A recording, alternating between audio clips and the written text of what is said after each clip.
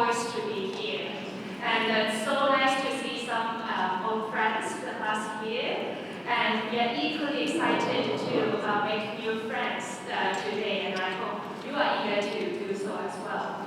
So allow me to briefly introduce myself and my organization. So my name is Anjali, whom you should have received your email from. And I'm the Director of Strategy and Programs at Catalyst Education Lab, or in short, CEL. And we are a Hong Kong education nonprofit where we facilitate capacity building and change management in schools and for educators.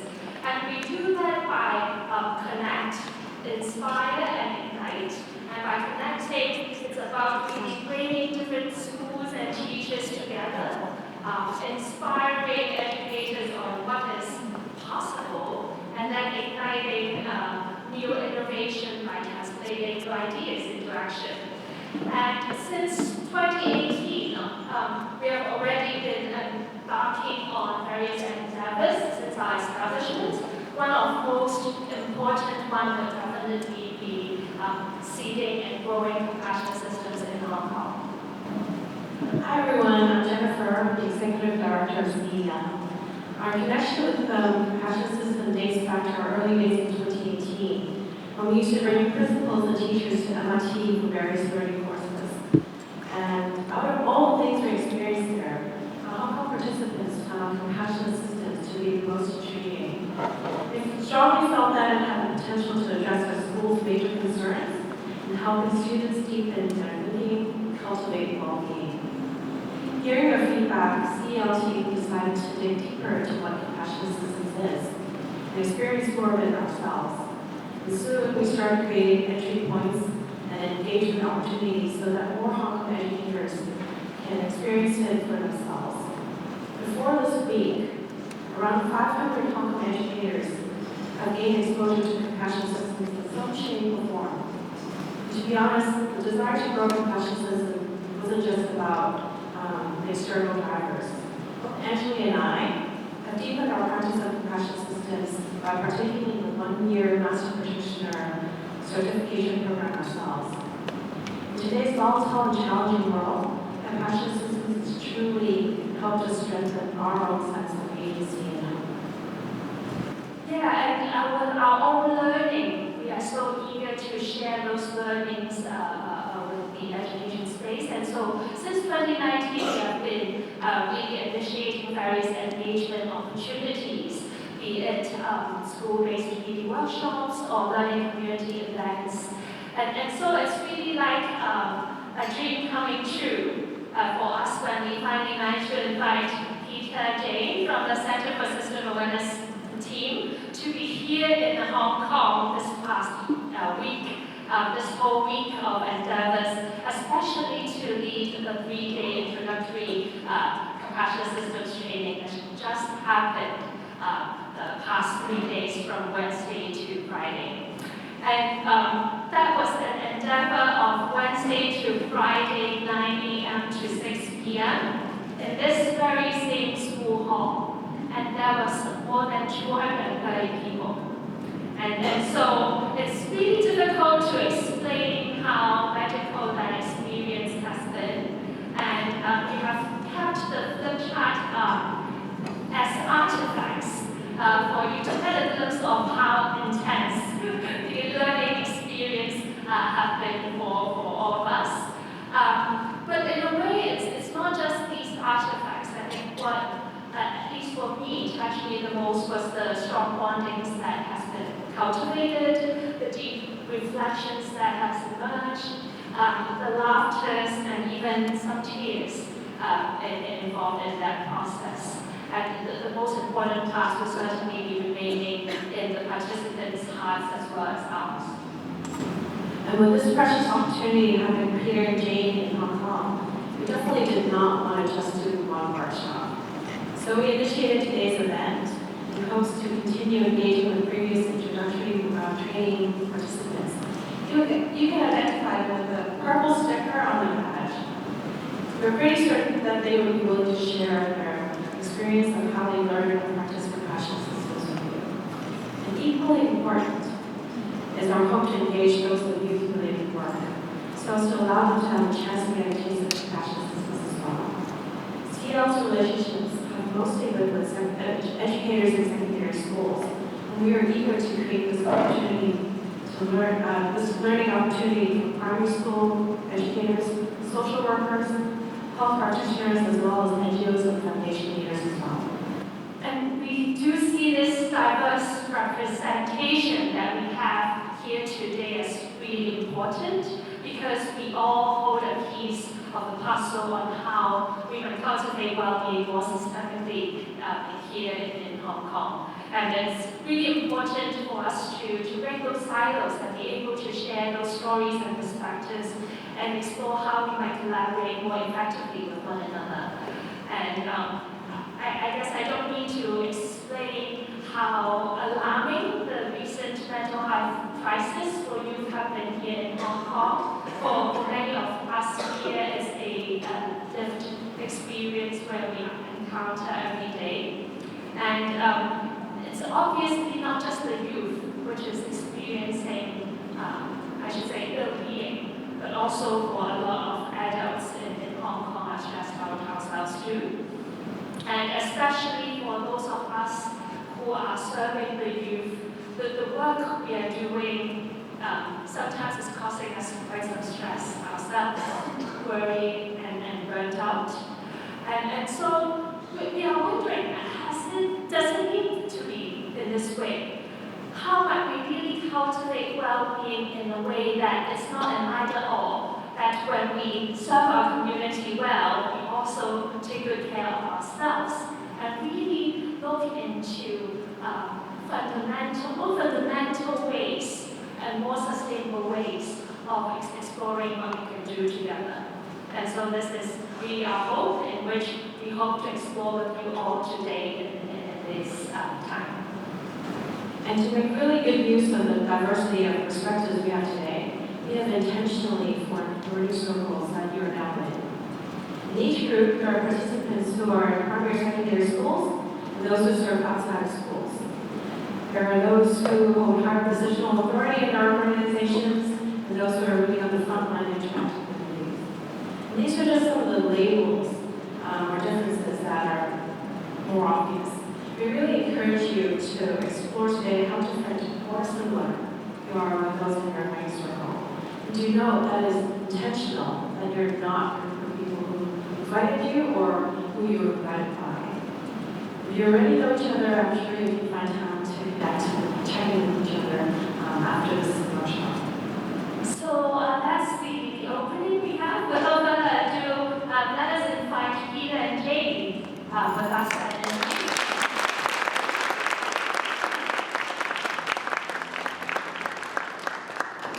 Good morning, it's a joy to be here. We've had a wonderful few days, really beginning to grow this work with educators, principals and those involved in that wider community of education. And that's really for me where my heart lies. I'm a lifelong practitioner in education, both as a teacher, principal, later developing global curriculum, and then being part of developing the compassion systems framework. And for me, it's not just about the role. I came into it because this is my heart work. I'm a mother.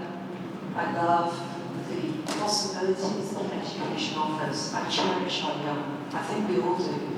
And I think when I look around at the world and what's unfolding in terms of the depletion of well-being, mental health, we look around at the structures in the world and it can sometimes lead to a sense of overwhelm or hopelessness. And I see education as being one of the real possibilities for unlocking a better future. And yet I also have to acknowledge that the way our world is not an accident. The structures that are there are generating exactly what they were designed to do. And they were created by very educated, very well-intentioned people. And so that's a puzzle. How do we begin to address some of the damage and suffering that's happening in a way that we really want to create a thriving world, one that really allows us all to flourish, not just us as humans, but the wider species and our world itself? And that's where the work comes from. in that the compassionate systems work really, I find helps unlock that sense of reconnecting, really understanding our profound interdependence, beginning to understand and work with our own systems and the wider systems in a way that you understand it, instead of being trapped and caught in the systems and the forces that are in play, but really then beginning to sense into them. And with that comes an opportunity for possibility. Instead of being caught, now we can begin to work. Because without a sense of purpose and hope, what are we going to do? So for me, that's really the heart of how we can begin to cultivate well-being. And it comes from that sense of living well-being. In schools, we can't teach about well-being. It's not about it. If we can't experience well-being and allow our students and the adults in the wider community to really experience it, you can't go out and live it if you're not living it every day in school. It's contagious. So for me, that's why we begin. How can we create a space in which we can be together in a way that's more compassionate? And in doing that, we can begin to live from now, not when we leave school, from now, in a way that's more compassionate for the well-being. And we know how self-sacrificing so many of you and what you are educators are. We don't just think for our own well-being, but because we are so profoundly interdependent. To me, it's a bit like wanting to be a tree that's providing shade and fruit for those we want to care for and nourish. But if we don't water our own tree, we're unable to deliver what we really want in our hearts space to do. That's what I wanted to say. Peter has been such an inspiration for me in terms of reaching out and beginning the work with compassion systems when I was raised at the International Baccalaureate. That's where we grew the work across the schools, which is like my heart followed to the work that we do at the centre. So I think continue from Peter where his heart and work began. So, good morning everyone. Can you hear me okay?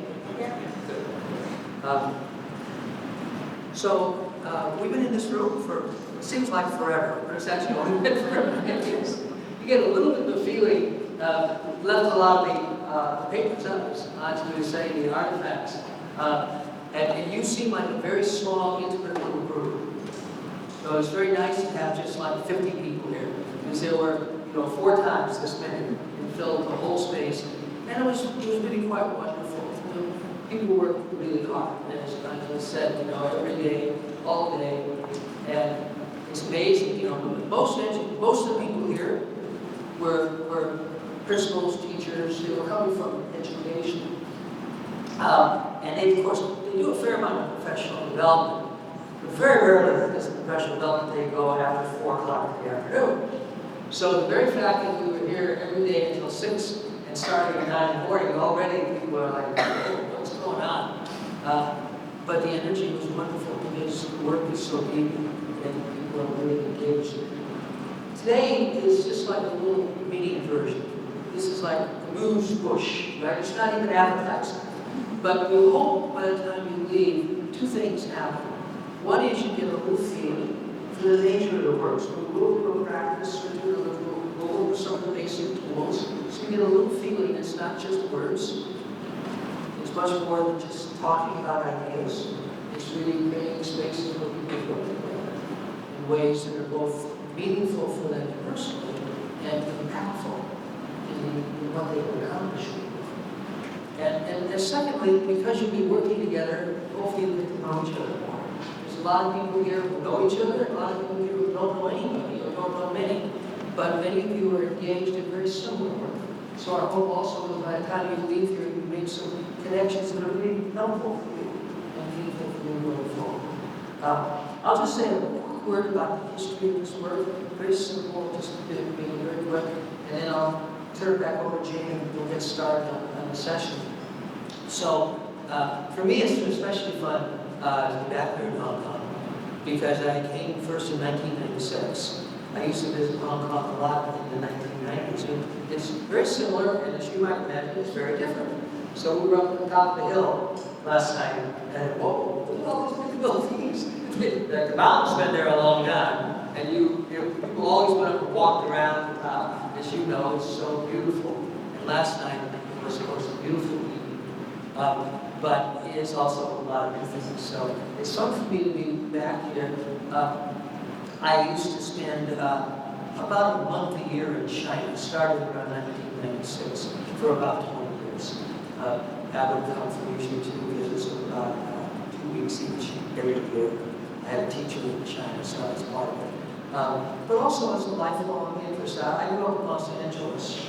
My best friend was actually Japanese, so I spent a lot of time growing up in a Japanese home. So, you know, I can say this to you, I wouldn't say this to the West. There's something karmic for me about my kind of familiarity with Eastern Asian culture that I felt very at home in making my family at home. So it's really fun for me. And lastly, in many ways, this work, and I'll just say it in words, you get a feeling yourself as we go through. It's Western and it's not Western. So if you look at the arc of ideas, tools, I'm trained as an engineer, systems, because I always wanted to understand interdependence and systems. It was a good place to start. I probably would have been a terrible engineer, but I really loved studying systems. But I think the reason was I really felt that there's an issue in the world that everybody wrestles with, which is interdependence. We create a world where we literally are living in each other's backyards. You know, the food we eat, the gadgets we use on one side of the planet affect people on the other side. It's really kind of crazy. Humans have never lived in this way before. I always joke with people on the phone sitting over there, my personal climate change device. Right? So my phone is a wonderful artifact, it's pretty useful, but every night I plug it in. And I always ask people, where does your electricity come from? Most people don't know. They say, well, as kids say, well, it comes from the wall. No, it actually doesn't come from the wall, right? In America, about 2/3 of the electricity across the country as a whole comes from burning coal. In China, of course, it's very similar, maybe even higher percentage.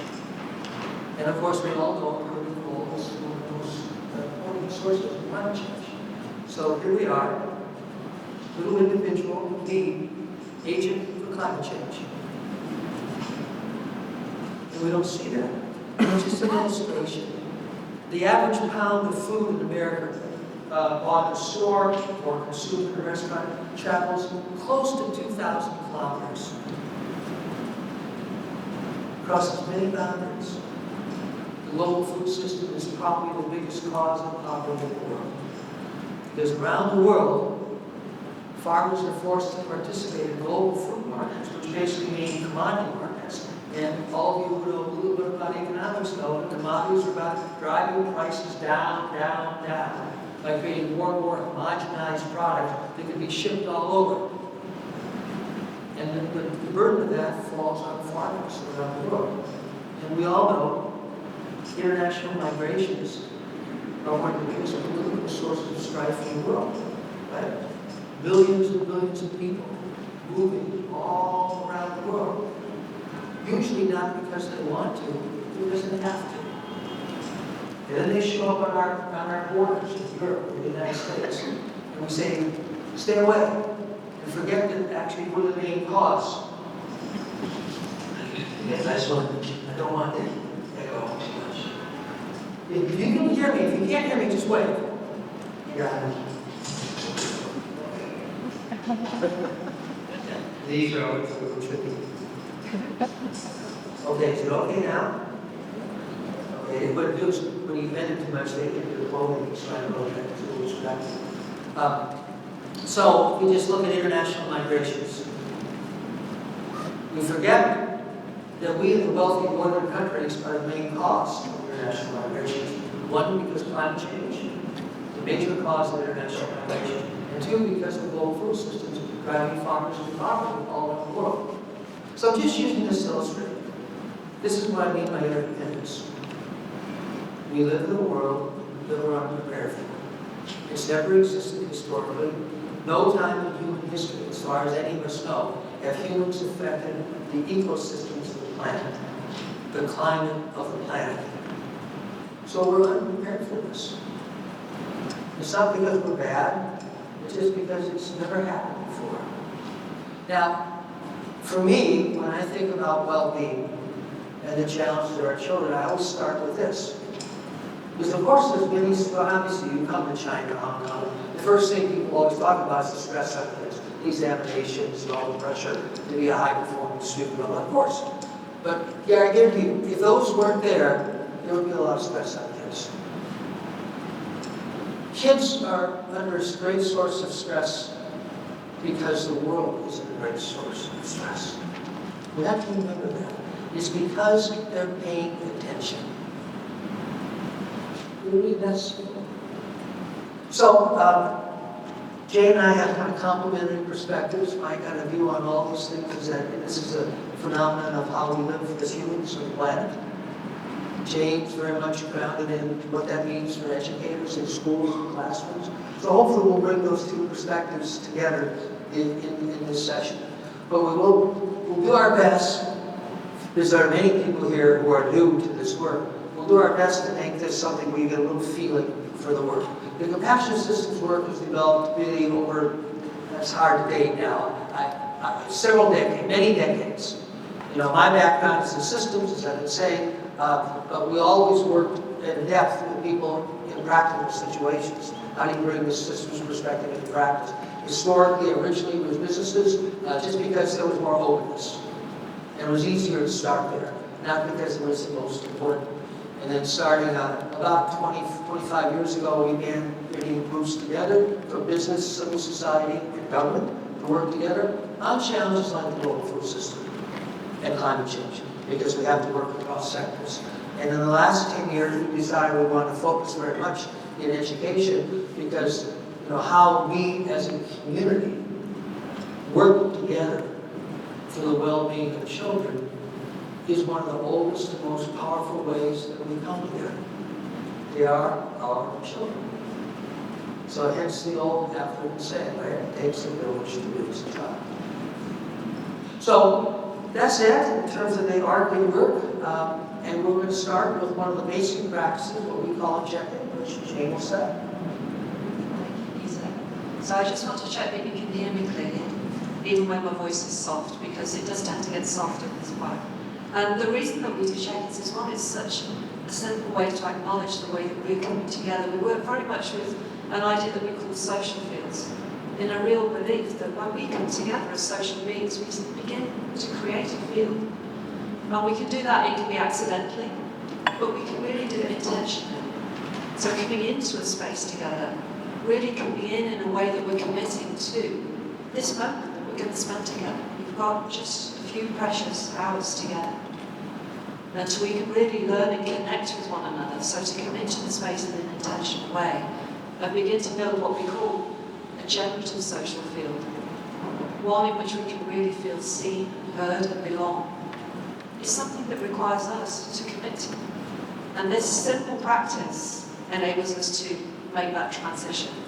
And there's three parts to it. The first is really what we call a grounding. It'll be a closed-eye practice of just coming into the space, connecting back to ourselves, to one another, to our breath. And then sometimes to do some journaling or reflection. If you have a journal with you now, would be a good time to have that available to you so it's ready. If not, then we're ready to have some quiet reflection time. And then we'll do the check-in which I'll describe when we actually get to that point. So I'm just going to grab a chair. This one seems to be empty, so I'll finish this one. So that I can come and join you as a group in our social field together. And I would invite you to find a comfortable position. Don't feel that you have to sit stiffly upright, but it's really good to find a position where your spine's held in a dignified way, so that when you begin to relax, you don't find yourself accidentally slumping forward or back. You will relax into a position that's comfortable. And it often helps to have your feet on the ground, literally grounding, having that sense of connection. And then for now, I would invite I seem to have got, oh no, it's back. I would invite you to either close your eyes or just look at the floor if you're not comfortable closing your eyes. Maybe to reduce the visual distraction that's around us and really begin to focus on ourselves in the sense of place. And for now, just pay some attention to your breath. Nothing to do with it. You don't need to change your breath or alter its cadence. Just turn your focus inwards and notice the rhythm of your breath. Be curious about the pace of your breath, where it's flowing into your body. Through your nose, you might really notice the sensation of the air passing through the nostrils. Where are you breathing into? To your chest, perhaps all the way down to your abdomen, just noticing the rise and fall of your body in response to your breath.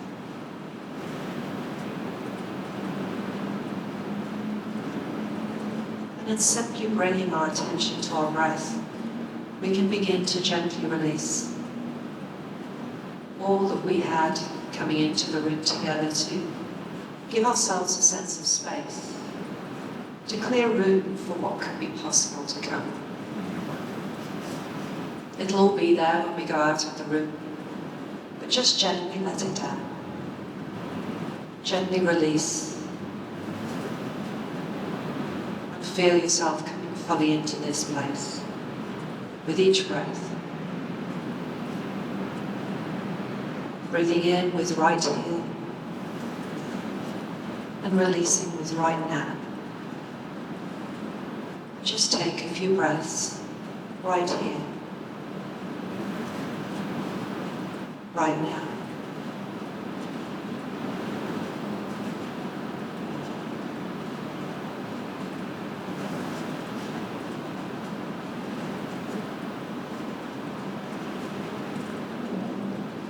Often when our focus goes on to our breath, sometimes we notice just how noisy our minds are.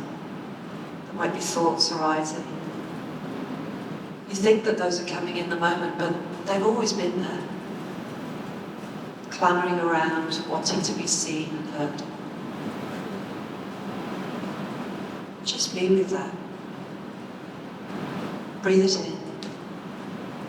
Allow it to be, and then gently release with each breath. Right here, right now.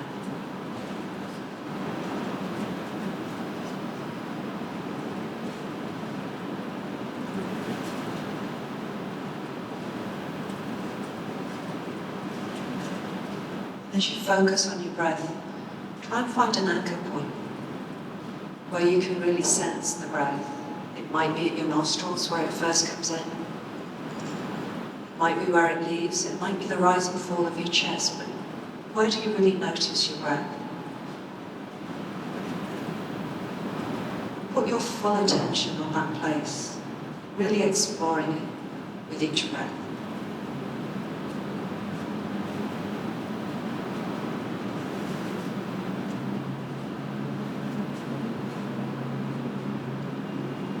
In this way, we gently bring our mind and our body into harmony together.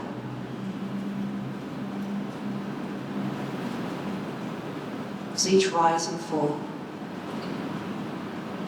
we fill ourselves with possibility and release anything that we're holding.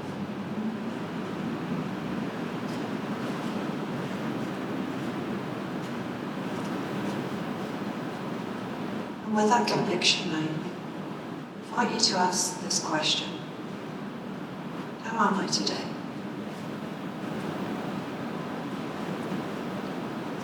Sense into the whole of your body, your heart.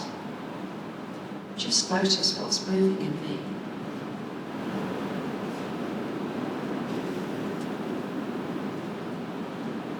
Not wishing it to be different, just fully accepting all that's there. How am I today? What's moving in me?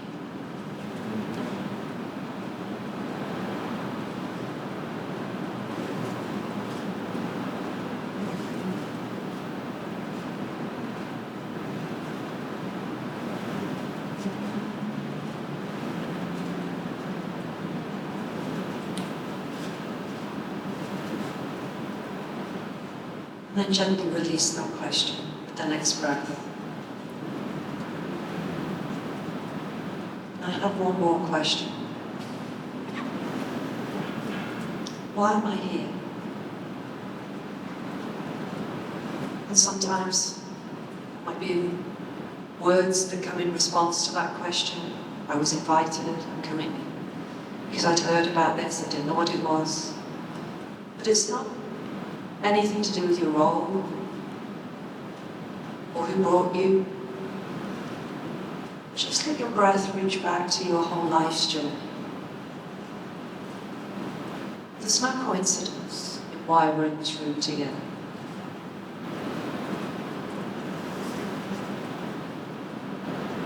What is it about who I am and the journey I've been on? My sense of purpose, my wish. Why am I here?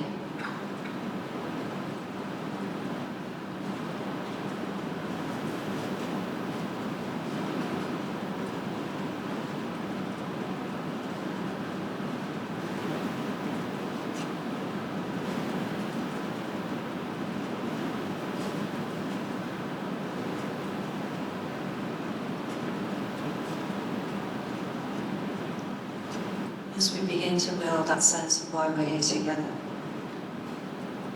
just take the last few breaths to sit together, sensing into the wider space of all of us in this room, breathing together. Each one bringing the journey of their life into this space, a sense of hope and possibility. What we can do together.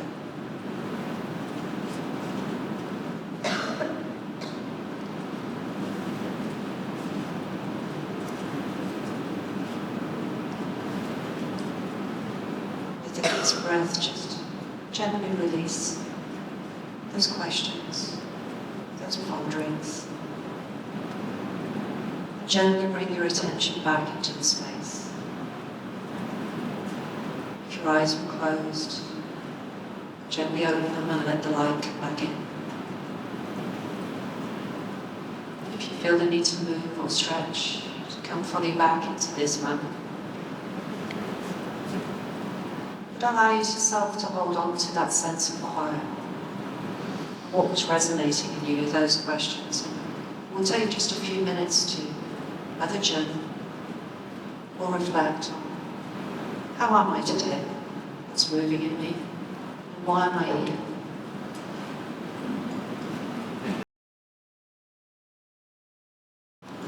Take the time to capture whatever the last thought was that you wanted to write. And then I'll begin to explain how we'll do the check-in, how it works. There is a technicality to the practice that's very intentional. So you're set in circles.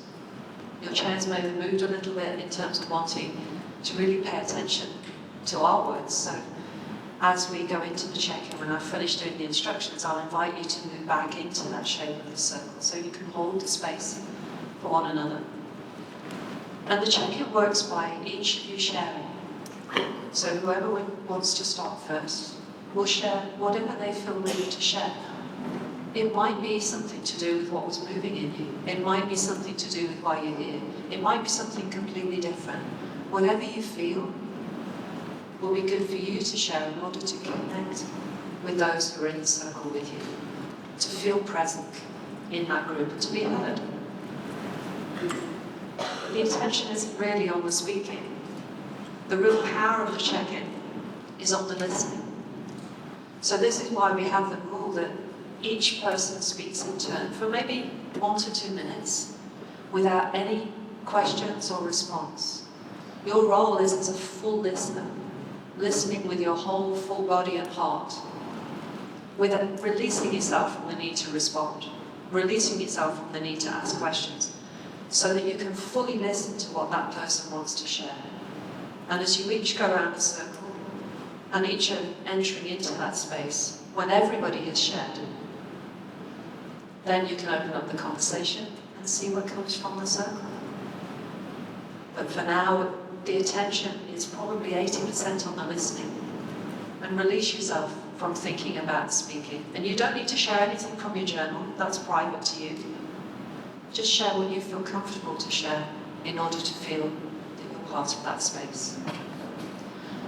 So we're in groups of about 6. So if you have a couple of minutes each and some open space, that's going to take us about 15 minutes. So I invite you to come into that circle, and whoever's ready to share first, 1 to 2 minutes around the circle. I tend to use this sign. I think it's probably my classroom habit. I just gently raise my hand, and what happens then is people can notice it, and it kind of spreads like a moved away. And others hold their hand up, and it gives a signal to just say, let's come together. And I would love to hear, I'm really curious to hear what was arising in each of the groups. This is the point at which we can then come together as a whole group.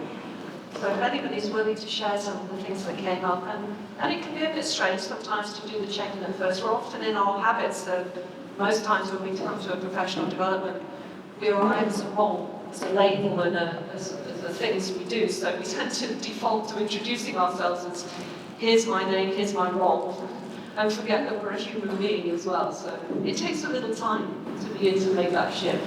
But we still connect.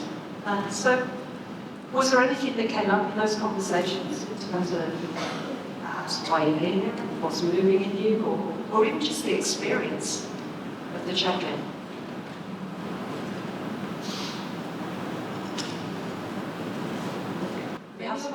Many of us. Maggie, so there you go. Thank you. Many of us here in my group share that, how am I doing today? The first question, how am I doing today? Many of us say, we are very tired today. Because of the long working hours. So what's moving in me, many of us share that I did ponder this morning, shall I go?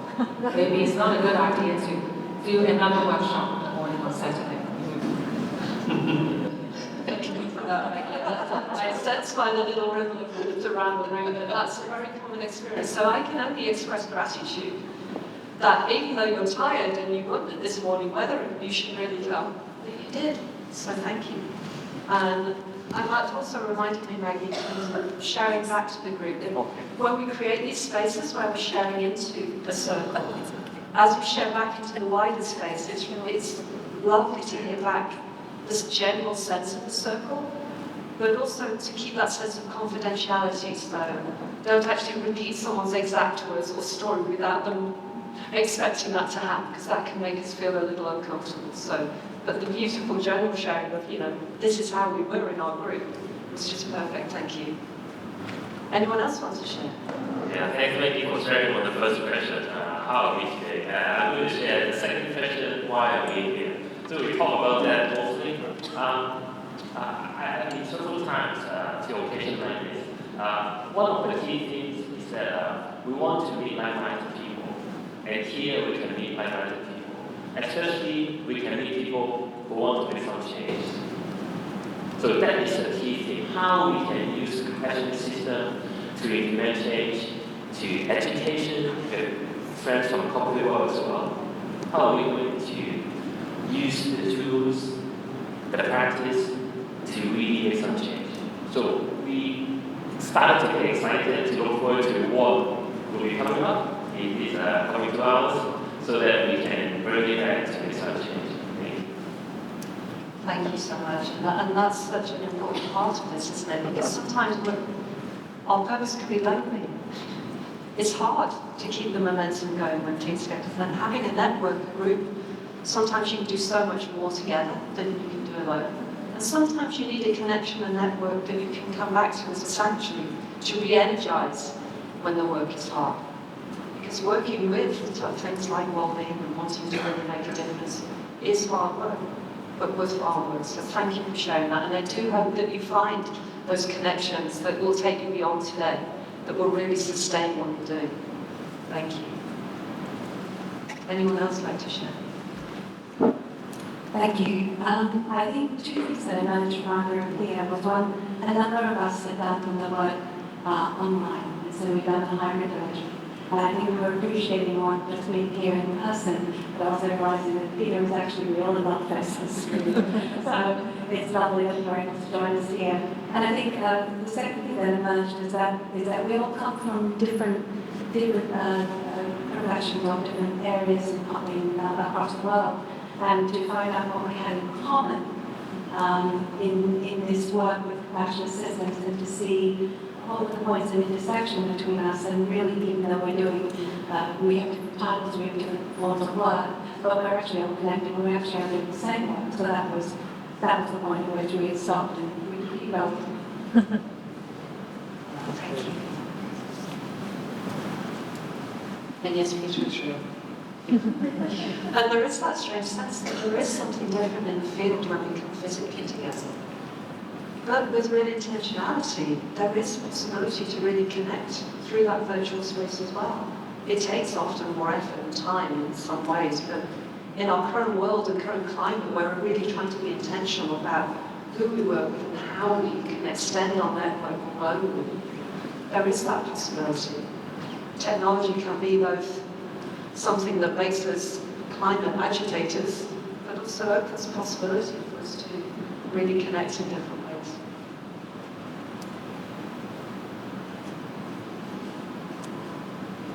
By the way, this is very helpful for us. So if we could get just a couple of our comments, it gives us a feeling of the questions you're coming with, please.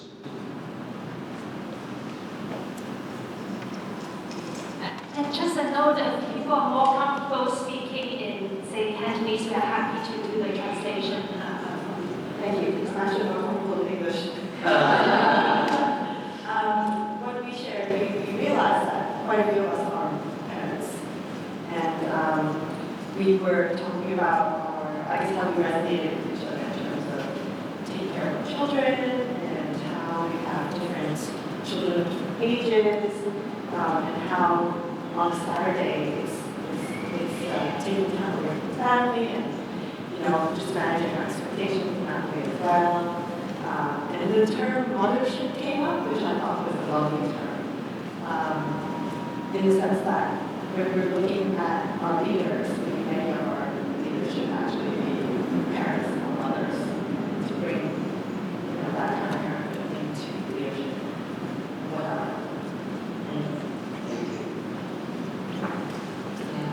I really resonate with that sense of care, and sometimes that's expressed as well as thinking about the larger future of how we can be really good ancestors because of our children and our children's children, and children's children beyond that. It's really how we begin to think beyond the next 3 to 5 years to how we can shape the world for all of that. Thank you so much for bringing that to the space.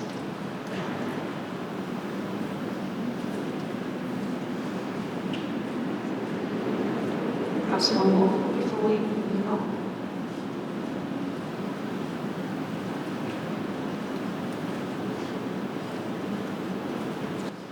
You can tell we're very patient. Because sometimes people don't speak right away, but they have something moving. So be nice to hear 1 or 2 others, no rush. Okay. Well, I can already share.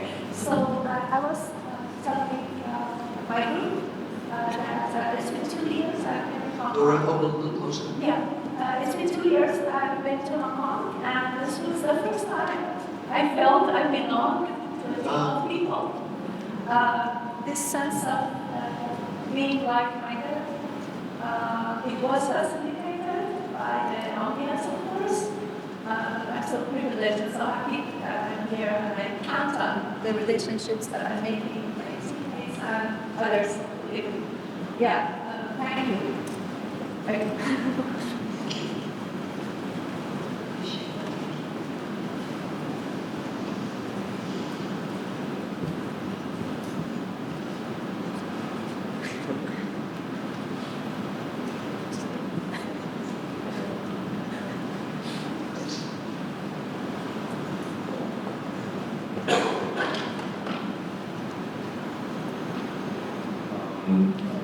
Hi, I would like to share something which I forgot to share.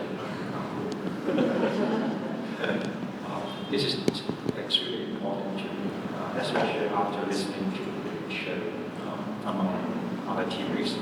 I think of myself, my health, but not all these thoughts. This is something a bit minor. Medically, it's called sebaceous sin, and I just have treatment. But I think about my eyesight. I have cataracts. At my age, everyone has cataracts. I have back pain this morning. And when I walk up, oh yeah, that's better. Yeah. So when I walk up from NPR, when I was gasping, it's so terrible. I wanted to slow and so on. So I would like to share with you that all these health-related issues that came to my mind during the morning, and I believe this is go well with what Maggie mentioned. We have to look after ourselves first. Yeah. Thank you. You probably won't be surprised to know that that's true around the world. And the irony, of course, is very often for the people who are most dedicated to being helpful for children or people at risk, the helpers of the world, if you could use that term. It's a particularly big issue because our attention is so much on helping the other that we forget that I'm the one doing the helping. And my ability to truly be helpful for another is always limited. How can I be helpful for myself? Can I attend to my own well-being? And you all know this, I'm sure. It differs in different cultures and different institutions, but very often that can be seen as selfish. In helping organizations, paying attention to yourself is often interpreted as being selfish. Which is, when you think about it, it's really crazy. Because we do know. The old, when the oxygen masks drop down, put on your oxygen mask first, because you can't help your kid if you don't have enough oxygen. It's such a simple principle. But I often think that it really is a reflection of the degree of separation. Because we're so focused on the other, we forget ourselves. And of course, the opposite can happen also. I'm so focused on myself, I forget the other. But both are basically mindsets of separation, as opposed to connection. So thank you for bringing that up.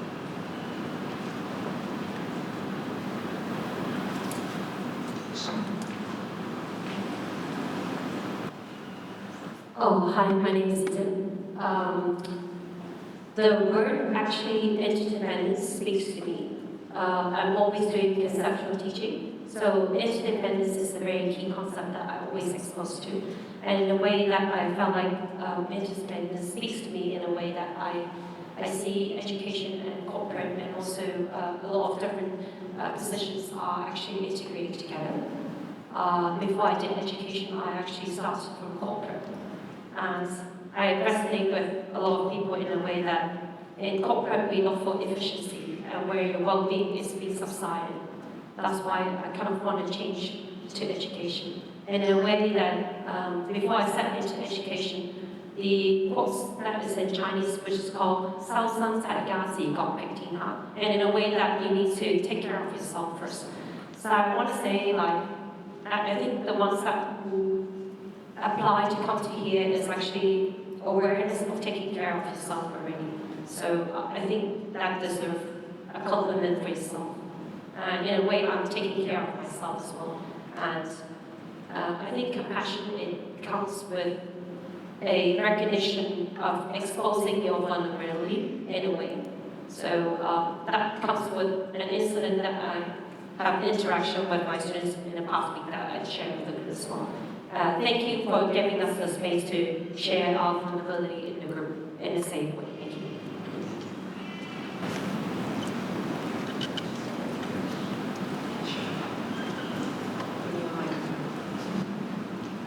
I think it's really interesting, all the wonderful panelists we work with. I know now why they always wear running shoes. So actually, I have an education background that for a long, long time ago, and I migrated to Australia for 17 years and went back to Hong Kong, relocated to Hong Kong 19 months ago. So compassion is always my passion. Why? I think we grew up in Hong Kong, we think others, we don't think to ourselves. I remember a couple of years before in Australia, I was mentally breakdown. I have a good family, have children, nothing but mentally breakdown. I went to, it's good in Australia, the system's good. And I went to see the psychologist, and one question she asked me, what do you like to do to make yourself happy? I don't know. And I said, when I cook for my children, I'm happy. When I see people happy, I will say, no. I asked, what makes yourself happy? This question I couldn't answer. Yeah. And then since then, and now I learned how to make myself happy. And then I can see my health, my well-being. And since then, my mental breakdown and I keep, before I'm educator, I will think, oh, what's the curriculum? What's the best for our children? No. And I change and deeply find the roots. Yeah. The reason I came back, relocated to Hong Kong, yes, I want to give it back to my society. Thank you.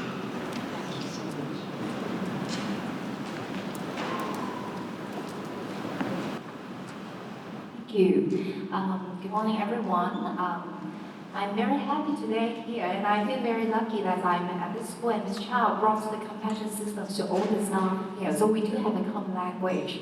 And then I joined the 3-day hybrid section in Melbourne last time, and thanks to PL that has asked us to invite some friends here, that I would really very much like to share my learning journey with my friends, and they may not have a chance, they may not be so lucky as me teaching at the school, that we have a chance to learn this system. So I would like to use this opportunity to introduce the system to them. And then, just like the very small grounding exercise that is for our own well-being, it's just a tiny exercise, but I find it very useful. So just just a 5 minutes time to give ourselves a break, to settle down, to calm down, to think about what we are doing and how do we feel each day. I think it's already very useful.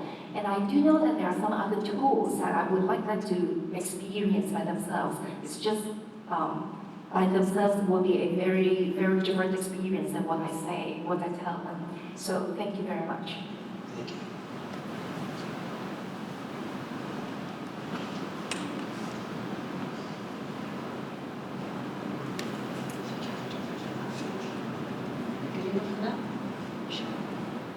To perhaps talking a little bit about some of the things we have spent the last few days doing. We can't go over all of the tools that are around the room, but all of them come together in different ways. So there are a couple really that we would speak into. For me, I think, as I referred to before, the generative social field.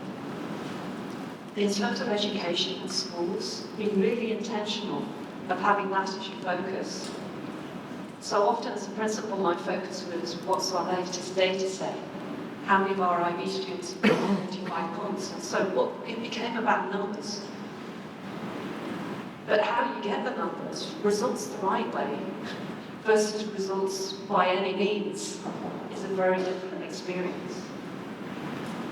And the well-being for the teachers and the students within the schools in order to cultivate that sense of not just learning, but what you do with that learning beyond. How you go out into the world really focuses on how we show up in the world. Because all of these tools come through you. And I think that was the really difficult point for most teachers who are used to being given curriculum or content and were so good at packaging it up and organising it into nice little bite-sized pieces in the right order to build it up to a set of understanding that we become a delivery mechanism. It doesn't even touch the sides, it just goes straight past us. And we feel that somehow we don't benefit from this. We just have to, how do I get the students to get this? Instead of, what does this mean for me?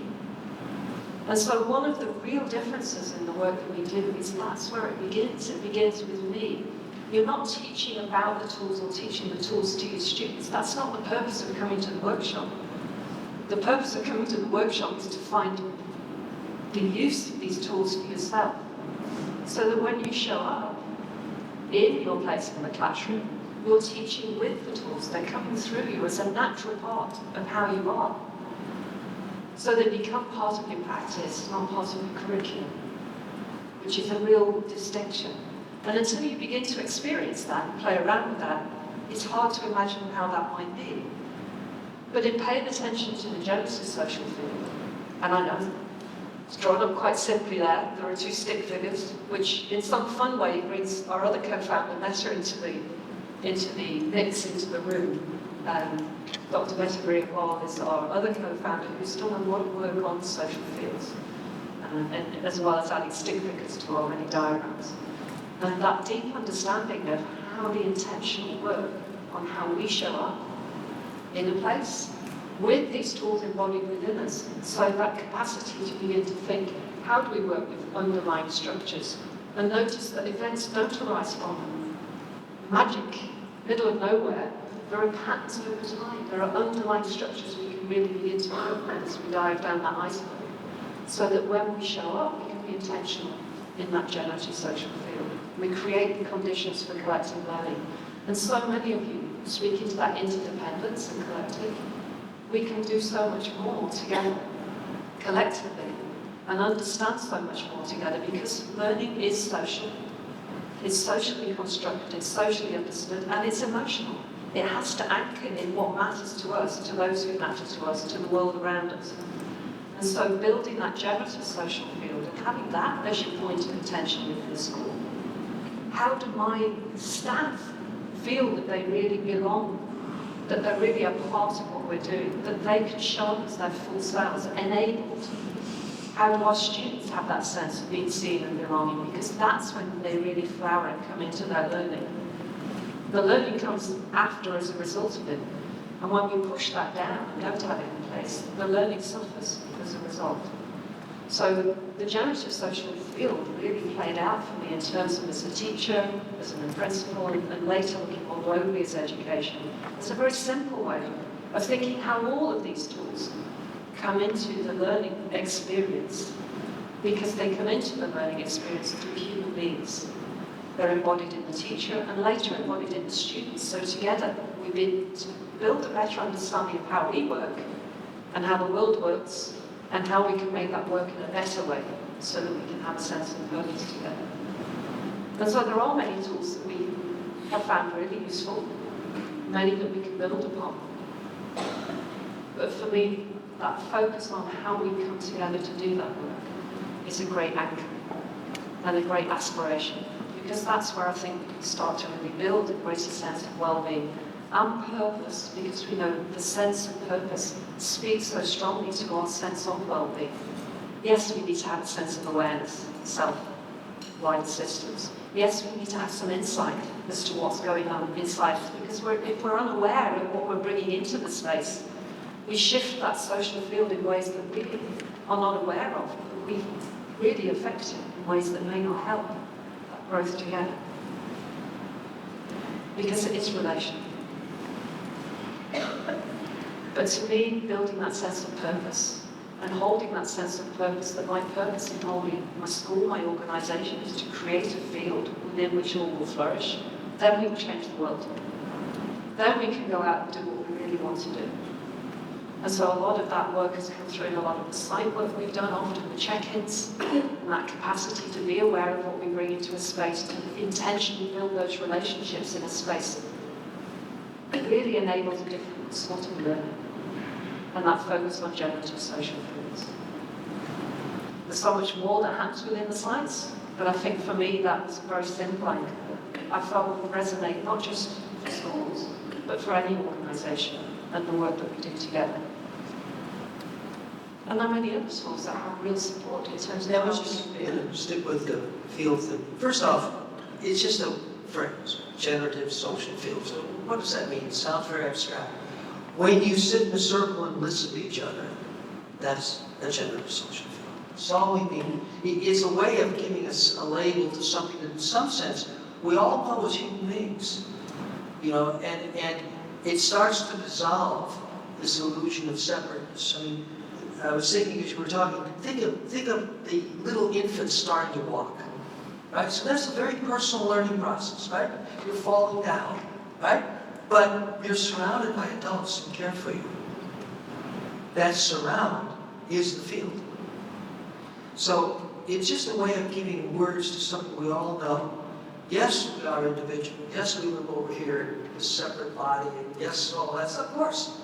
But we're never separate. Really. In fact, one of the big problems in human existence is when a person becomes really separate. So that's all we mean by this generative social field, to start to reorient our attention in all settings to the quality of, you might say, the relational space, or the quality of the relationships. They're always present, but now speaking now as a Westerner, it's a little different for all of us. I mean, you might say all of our societies have been on a long journey of forgetting. Now, I know what it's like as an American. You know, we're one of the most super individualistic cultures. Yet, we love team sports. Yet, we know that children and their families really matter. So we never forget this. It's just that it kind of drifts to the periphery of our attention. The whole point of paying attention to the field is to bring it back to the center of our attention. In this room are people doing a lot of very practical work. You can accomplish nothing by yourself. Nothing. You know that. I see all the time. We all know that. So that's all we're meaning by paying attention. So in a sense, the simplest way to express the intention, the purpose of all the compassionate systems work, is to bring this awareness back to the center of our awareness, to always attend to the quality of the relational field. The one other thing we want to cover, we'll take a little break in just a minute. One other thing we want to cover that just kind of set up what we'll do afterwards is, so how do we go about that? So that's just an idea. One of the ways we go about it in our work, we give a lot of attention to what we call capacity building. What are the particular ways that we as humans grow and develop in order to be able to be more attentive, effective to the quality of the field? And there's one picture over here. So we got all this stuff here, so it's really neat. We could walk all around the room and pick out different things. But take this one, just so everybody can see it. So a lot of the last 3 days we were here were organized around building these core leadership capacities. And by the way, I appreciate your comment about mothership, because I often go, you know, the problem is leadership has become so hyper-masculine very often. Who are the leaders? The people at the top. Most of the people at the top are men, or women who are more bossy than the men. It's true. I mean, because it's very hard, oftentimes, for a woman to bring real femininity into leadership. Because you're supposed to be demanding, you're supposed to be tough. Those are the images of leadership. I have an Indian teacher in India. I'll never forget, she said years ago, we don't need more leadership, we need more mothership. Anyhow, so just know that when I say core leadership capacities, I don't mean it in the kind of being a better boss. Because even etymologically, in terms of the history of the word in English, the verb to lead, very old word, actually Indo-European, probably 3,000–4,000 years old as a root. And it's typically written L-E-I-T-H in our Western symbols, life. And here's what it means. You want to say it again? To step across the threshold. And I always think that gesture of stepping ahead, that's what leadership is. It's the willingness to take a risk. A willingness to get into something that I'm not so good at. The term somebody said about vulnerability. To lead is to be vulnerable. In fact, it's interesting, another word associated with leadership around the world, the word courage. Now that has a French root in English. You can hear it, the word. Literally, the word courage means openings of the heart. The willingness to put myself at risk. So when you think about these images, it's a very different kind of a gestalt of leadership. It's not about being a boss. It's not about driving. Oh, these things might be useful. You know, moving ahead, generating energy, that may be useful. But if that's all we're doing, we're not building the quality of the relational field, I guarantee you. And it ends up being a big problem. So this little three-legged stool is a simple picture. It's three interdependent areas of human development. You know, three-legged stool, you remove any one leg and the stool falls. So these are interdependent. And it's a real simple physical metaphor for these three domains of human growth and development. The left leg says aspiration. This is the domain of vision, purpose. What do we really care about? What matters to us? You know, in the Western Judeo-Christian tradition, I'm sure you all know the phrase, where there is no vision, the people perish. It's a very old idea. That something about vision energizes, directs, gives purpose, meaning. So this is a very important part of leadership development, developing our aspirations. This middle leg of the stool here says reflective conversation. We like to start off sessions like this with a check-in. That's an example of reflective conversation, a space in which people are really listening to each other. The word reflect, right? To hold up the mirror. In real conversations, we learn about ourselves as well as the other. If someone says something, go, wow, I've never thought of it that way. Notice in that moment, it's a moment of reflection. I never thought about it that way. So real conversation by its nature is not only learning about the other, it's learning about ourselves. It's a reflective process.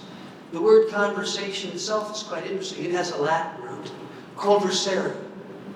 Literally means turning together, dancing. Conversation is a dance.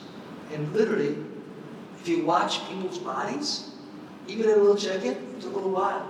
They're all starting to lean in. Okay? So it's very natural. Human beings, we really get into these movements where we literally are synchronized in our movements. It's quite spontaneous. Conversare, to dance together, to move together, is the root of the English word conversation. And last, this right leg of the stool, it says systems awareness. So that's my training in systems thinking and trying to, what does it mean to think about the interdependence? Not just to acknowledge it, but to understand it. When we come back from the break, we're going to do a practice here with one of the basic tools for building system awareness. The word system is always a problem because, you know, in colloquial use, I can't speak to someone here in Hong Kong, but I bet this is pretty true. Usually it either means technology, like we got a systems problem, we need a systems expert, or it's rules, regulations. Hey, it's not my fault, it's the stupid system, right? Neither of which is what's meant by this term system awareness. The best way to understand the meaning here is think family. Family is our root system. As humans, we always grow up in a domain of interdependence. Children are really good at understanding that interdependence innately. It's in us. We are a social species. We are fully prepared to understand interdependence. The only problem is, please don't take this as a criticism if you're a teacher, we then go to school. And then we learn about history. And then we learn about mathematics. And then we learn about, civics. It's all fragmented. Life, unfortunately, isn't quite like that. When was it you had a problem that was purely technical and didn't involve people at all? It was an important problem. It doesn't work that way. Your skill as a leader has a lot to do with your ability to help people understand the technical, the interpersonal, the historical, the political, the social, the cultural. I mean, all these are always come together. So system awareness is just to acknowledge that when we're thinking effectively, we're thinking about the interdependence. So that's the idea. So the idea of the three-legged stool is to grow as leaders. We grow in all three areas, and they're equally important. And then the last point is very simple. It's just the word I used there. Notice the verb I said, to grow as leaders.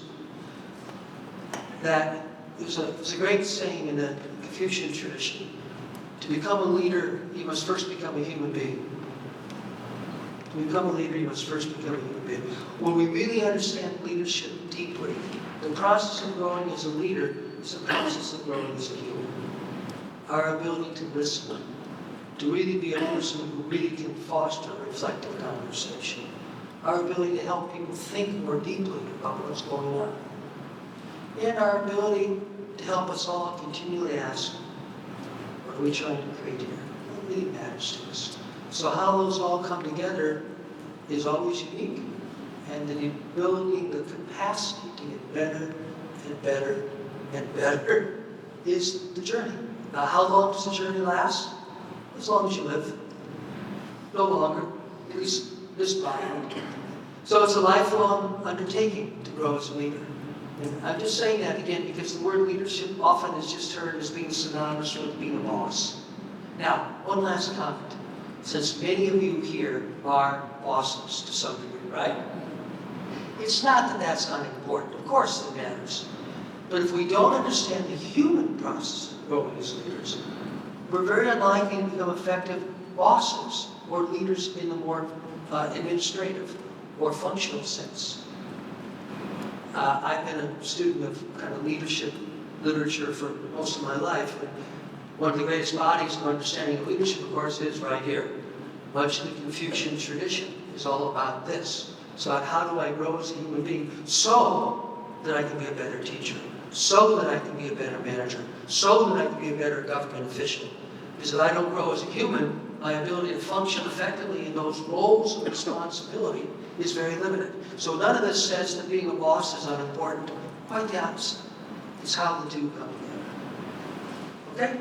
So I want to say just a few words about that so you can appreciate in doing the work of compassionate systems, a lot of the attention is on creating processes where people can continually grow and develop as leaders. When we come back from the break, we'll show you one of the basic tools in system awareness. Anything else, Jane?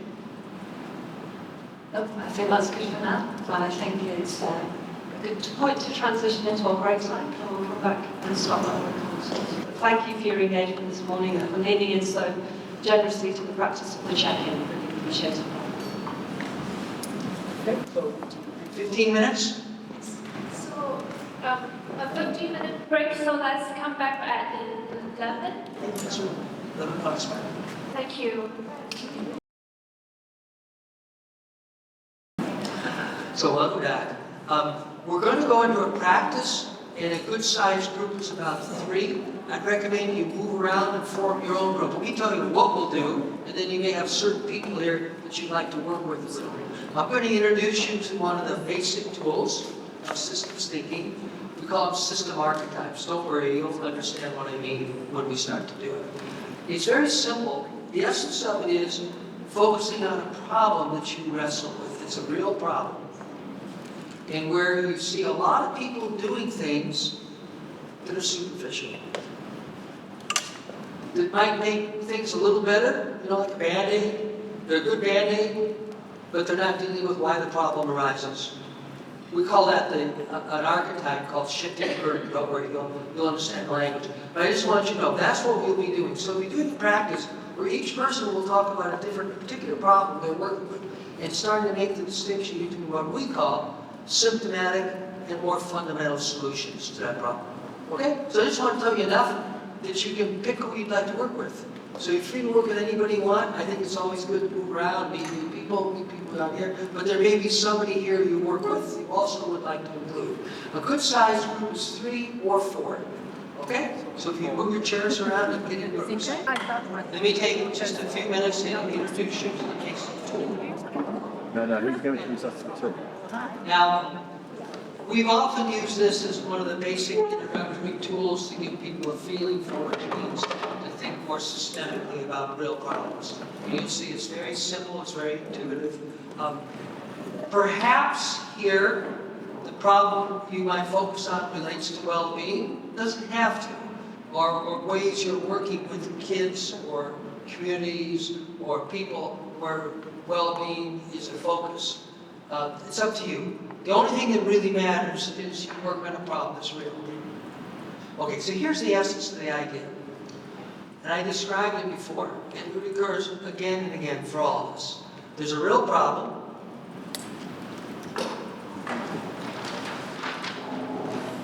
In the context of this tool, something we call a problem symptom. All the problem symptom means is a problem that means that we've got to do something about this. Okay? And there's a meaningful distinction between what we call here a symptomatic solution. So let's just say we're dealing with kids who are homeless. Well, one of the organizations we worked with for years developing this works mostly with children in California who are homeless or in foster care. So they don't have any kind of stable home environment at all. And so they have a lot of problems. And so you focus on, let's say some very immediate things like food or shelter. And those are real problems. But if the real problem you're interested in is a child's sense of belonging, their sense of real safety, so they can actually learn something. Yes, of course they need shelter, they need food, of course, but it's not enough. They need relationships. They need someone who really cares for them. They need someone who really gets to know them as a human being. I'm just giving you an example now, okay? So the essence of this archetype is the distinction between symptomatic solutions and what we often call fundamental solutions.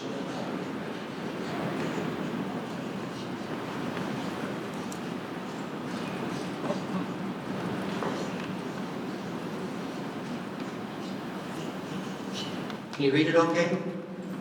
Good. So there are basically two different ways to respond to the problem symptom. And it's not either or. So we'll get to this. It's not like one or the other. The problem is often we're so occupied with symptomatic solutions, we're really not dealing with the more fundamental sources of the problem at all. Okay?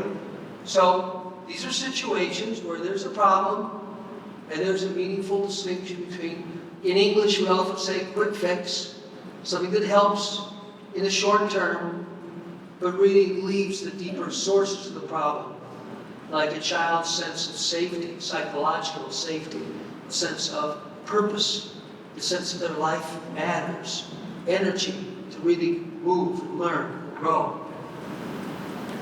Is not just going to be attended to by somebody helping them today with immediate need. Okay, just an example. So, the obvious question is, well, why don't we just do the fundamental solution? Well, why don't we? I mean, as you're thinking of examples, here's the way the practice will work.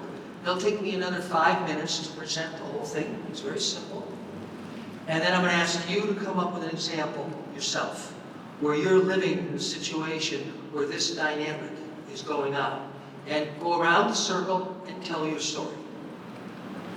Then after that, I'll give you some tips and ask you to pick one and draw a diagram for that story. And talk together about the story. Go deeper and help the person understand a little deeper. So that's the basic flow. It's 2 stages. Step 1, everybody tells a story. Step 2, you pick one and you think together about it more deeply. But we'll start that now, just to get a feeling for it. So why don't people do fundamental solutions? What's different? I mean, these are two ways to respond to the problem. Why don't we just do fundamental? What typically is different about fundamental solutions versus symptomatic solutions? Pardon? Systemic change, meaning what? Meaning you need to change a lot of work. Yeah. She said systemic change, meaning there's a lot of things you have to pay attention to, not just one thing. Others.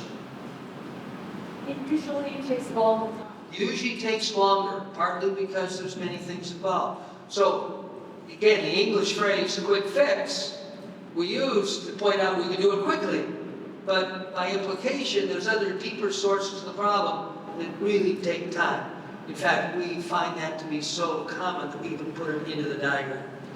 So, I'm going to put it right here. There's a lot of good literature on these kind of archetypes, so you'll see these sort of diagrams, so I'm also explaining the way this symbology works. The word I just wrote there is delay. It takes time. Fundamental solutions are almost always not quick. They take time. You have to deal with a lot of different issues. It's not as simple as just doing one thing. Oftentimes it requires people working together who don't usually work together. You're crossing boundaries. Maybe the family or whatever there is of a family needs to be involved as well as caregivers. So there's lots of reasons why fundamental solutions are difficult.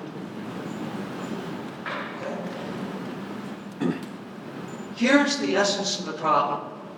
If you track around this figure 8, you have a problem, you implement a quick fix. The key to this is what we call a balancing process. The B, again, when you see these diagrams, the B stands for balancing. And what I mean by that is it works.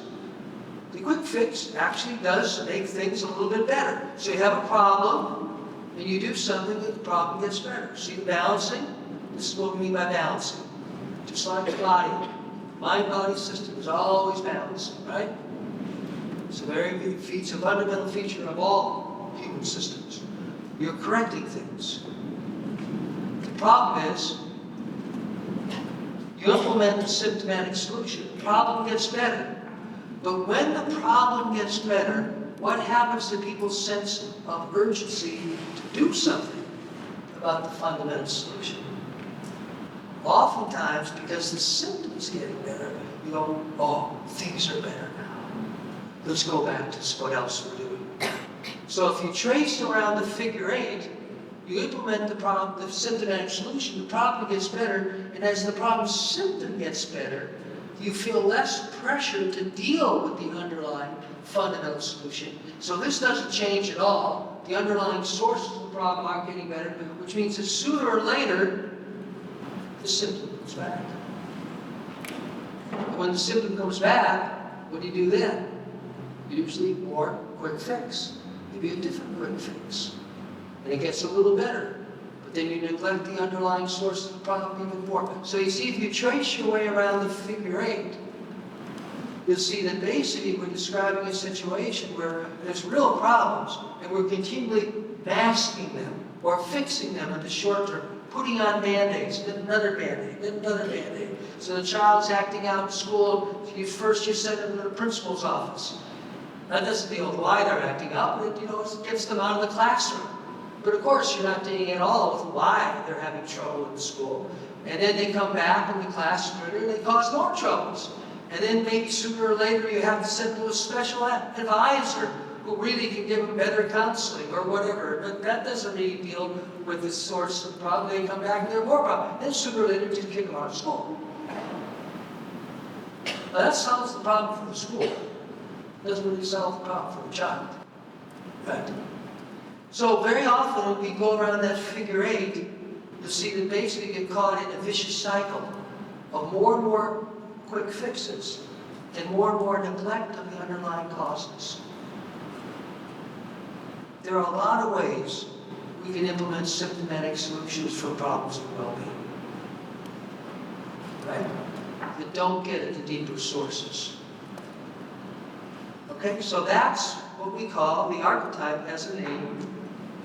It's called shifting burden. Shifting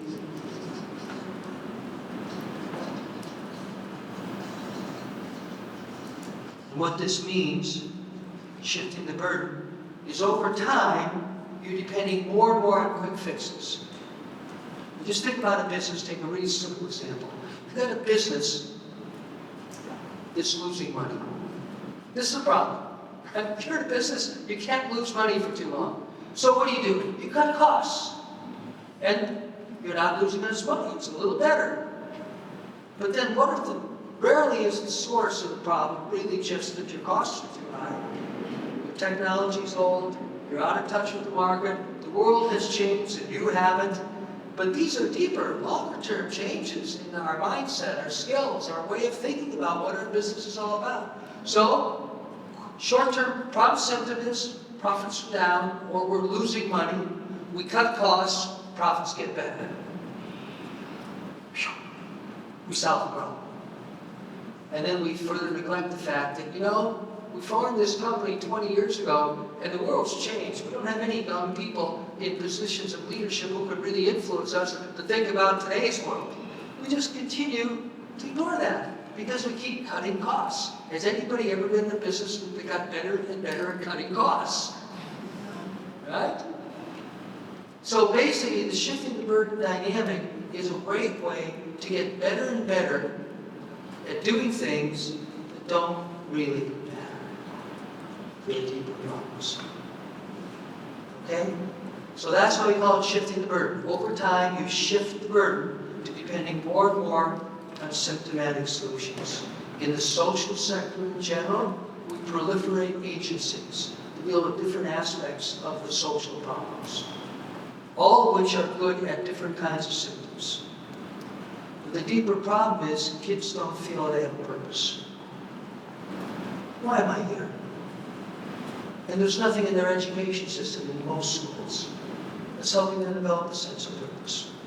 So you're just dealing with this symptom, this behavior problem, this thing, but you're not really creating an environment where the kids are starting to think about how do they want to make a difference in the world. And the real tragedy of shifting the burden is as you get better and better at putting on band-aids, you get further and further away from dealing with the real sources of problem. And of course, then you create all the new institutions out there, all specialized in different sort of quick fixes or symptomatic solutions. You get the pattern. Okay, so just a minute, I'm going to ask you to tell a story. In your circle, just go around, each person tell a story. Hopefully I've talked enough that you're thinking of some examples. If you're not sure what your example is, let somebody else start. Because once you hear someone else's story, I guarantee you it'll spark your imagination. You'll think of your own. There's one more feature that will be useful in some of your stories. Oftentimes, the symptomatic solution also has side effects.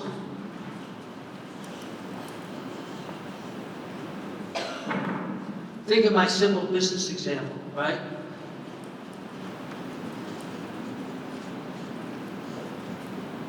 You cut costs, profits get a little better, but of course cutting costs often means you lay off some people.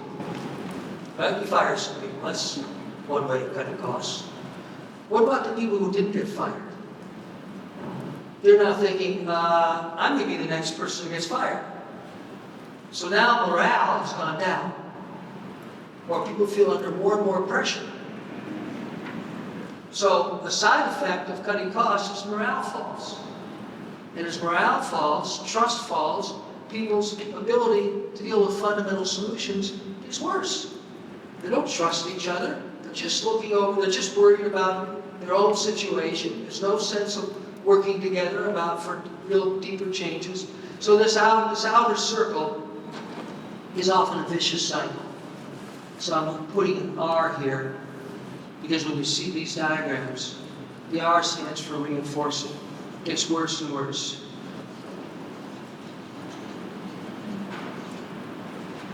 Okay, that's useful maybe in maybe 2/3 of the story. So as you're telling your stories, you may see that there really are some side effects of the quick fix. What happens often in schools with kids with behavior problems, again, you have these behavior experts, and after a while, you have to pay more and more money to hire more and more behavior experts. So a side effect is you get a whole new profession. They're not really teachers. They're not really educators, they're there to deal with behavior difficulties. And in American day, of course, it also comes down to having more and more police in schools. Because there's behavior difficulties are really scaring people. So now, when the kids come to school, they got to go through a metal detector, and you have police literally on the grounds. They're not educators, but they're dealing with the fact that there are real symptoms and problems that aren't being dealt with. There are behavior issues. And of course, you know, it's quite tragic that you're really worried about kids who could be a risk to the well-being of other kids.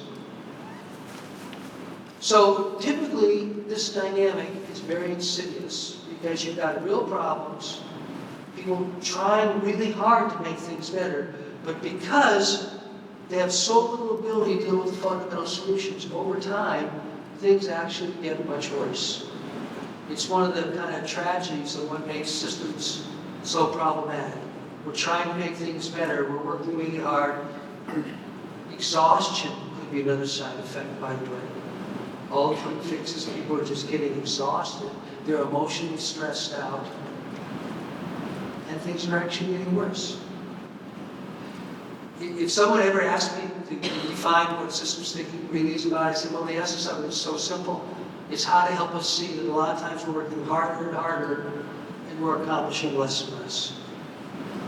The whole social sector takes this up because it's very often the organizations feel they can only deal with symptomatic solutions. They don't know how to deal with fundamentals. Okay? You get the idea. So here's the practice. It's really simple. Just go around the circle, each person tell a story. Here's the most difficult part of it. 2 minutes each. So your story, you could actually easily talk for 20, 30 minutes about it, and people would be fascinated, but then the other person wouldn't get a chance. So we want to do it quickly so that you hear multiple stories. Each person gets to tell a story. Okay? And then once you finish that, you'll pick one, and I'll give you some tips on how to go deeper in that one. So you will get to spend more time on one. But it's also really useful to hear multiple stories. The more you hear multiple stories, the underlying archetypal structure just clicks in. Okay? I'll bring you back in I'll check in about 7 or 8 minutes. Just, I know it's a little time pressure, but that way you read, teach, tell a story, then the next, then the next. So it's just like the check when we start this morning. Okay?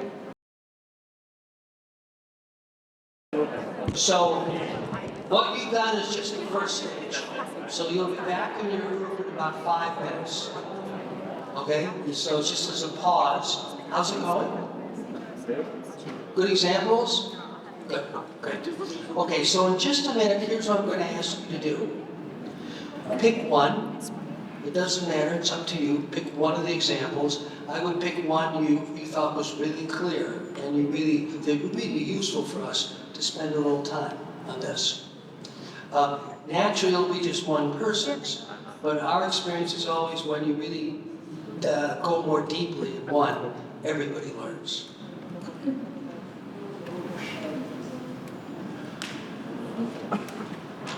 So, in step 2, you pick one story and go deeper. It usually helps to draw the diagram, if you can. So it's basically 3 variables. Problem, symptom, symptomatic solution, fundamental solution. In maybe 2/3 of the stories, the side effects are important, so that's just a 4th variable. So if you have the diagram, it usually helps the group and talk together. It's really up to you. So it says draw the diagram. Now, what's here are simple questions. You don't have to use these, but they illustrate what we mean by going deeper. What's keeping people from focusing on the fundamental solution? What's driving them to the symptomatic? The person living with this situation, the person who gives the example, usually has a lot of insights. There's so much time pressure. We've got to help. We've got to make things look better in the next 2 weeks. There's just no time to deal with the deeper issues. I'm just giving an example. Or, no one knows how to deal with the fundamental. We know a lot about the Band-Aids. We manufacture Band-Aids. We're really good at Band-Aids. So we tend to go where our competency is versus where the real leverage is. I'm just illustrating that. So these are good questions. What's keeping people from focusing on the fundamental solution? And they're written up there in Cantonese. What's driving people to the symptomatic? I'll just go through the whole bunch and you can do all, okay? And it says here, what's the cost? Now, that's a bit of a more subtle question because there could be financial costs, to be sure, but very often the real costs are more psychological, cultural. After a while, people think that, well, all the managers here ever care about are looking good, doing quick fixes. They just don't care about the difficult, deeper problems. I'm just illustrating that. So the costs can be not only financial, but psychological and social. Very often people become very fatalistic, cynical. No one will really deal with the real problems. What needs to shift? And how is the fundamental solution more compassionate? So these are simple questions to ask. You may or not have even good ideas, but if we're going to get out of this trap of depending more and more on symptomatic solutions, how would we have to be different? A person might say, well, we'd have to have more trust. We'd have to have a different relationship with our funders. We'd have to have different caliber of leaders. I don't know, it's up to you. And this one is there because very often people don't recognize that compassion is really a systemic phenomenon. I mean, to keep just treating symptoms and ignoring the deeper sources of problems is actually not compassionate at all. It looks nice.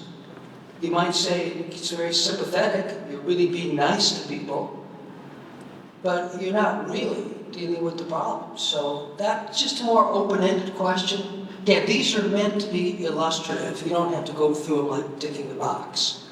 They're just there to give you tips for how you might focus.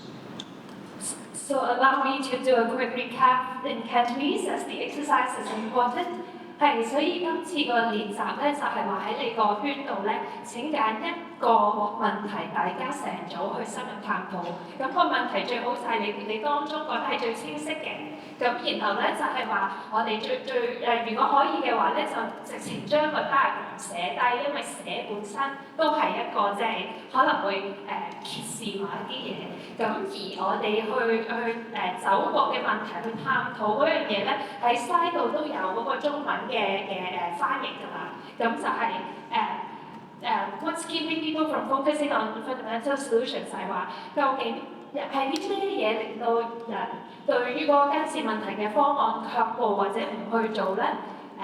究竟點解有啲咩先可以促使佢揀一個更加fundamental 嘅嘢而應該話有咩嘢促使緊佢揀緊一個治標唔治本嘅方案咧 ？What's the cost 嘅 cost 咧？講緊嘅當然亦有可能係金錢上嘅一啲損失，係更闊嘅係究竟係一個咩嘅代價咧？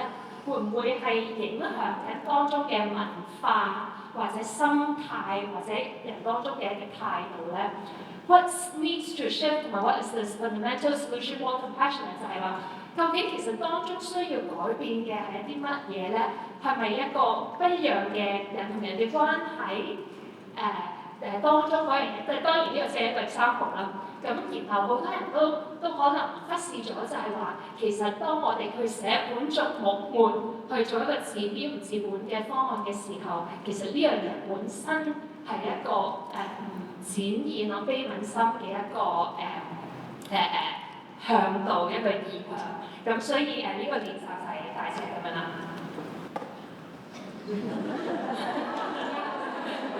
I get the feeling she understands this, right? Okay, so it doesn't matter which example you pick, but just pick one. Again, it's useful to draw the diagram if you can. It'll help focus the conversation. And I'll check with you in about 15 minutes. So you'll have enough time to really start the conversation. So, there's part of me that didn't want to interrupt you. I could look around and see you having really good conversations. But also, we need to end by 12:30, so we want to have enough time to do a few additional things before we end. How'd it go? Good conversations? The person who was giving the example, did you feel like the conversation was helpful for you? It'd be nice if it's okay to hear a couple of examples. You know, I understand that the problems you're talking about might be somewhat confidential and, you know, you don't want to share a lot to the whole group. That's up to you completely. But it's always nice to hear a few examples.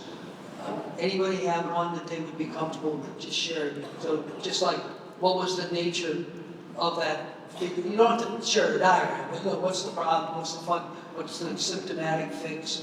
What did we learn thinking about these questions? What were we talking about when we considered these kind of questions? Em có thể dùng廣東話都冇問題嘅。Yes, yeah. Hi, my name is Amrita. I think our group, we kind of linked up all our problems into one essential problem, and we try to come up with different solutions. So our problem symptoms is the negative influence of technology on the behavior of a lot of students. So this could be AI, games, social networking sites, which I think a common problem we see with a lot of students. None of us have that problem, so I don't think it's going to be relevant. Yeah. So it was really interesting because our normal symptomatic solution is that we'll limit and ban it. You know, and tell the kids, okay, you can't use it. Both parents and teachers tend to do that. So we thought of the fundamental solutions as being something where we change as well and understand, because sometimes there might be a generation gap between us and them, right? We didn't use as much AI or technology that they use now, but if we can find a common ground between both of us, and we become role models on how to limit ourselves and ban ourselves, then it will help both ways. So we may have to put it away?